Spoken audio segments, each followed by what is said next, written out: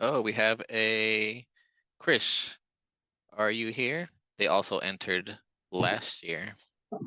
Yeah, Hello. yeah. So my name is Chris Goyle, and metaphor arms are reuse, reduce, rethink, and restore. For for reuse, we want to reuse the metal things instead of using the plastic things, is which we want to reduce. We want to rethink about.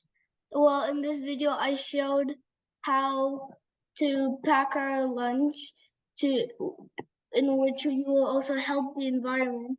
So you have to rethink what you use to pack it, and then restore is to restore the earth.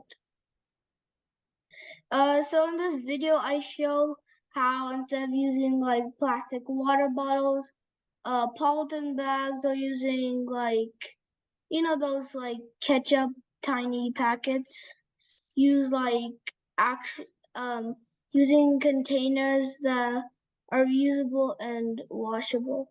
May the four arms be with you.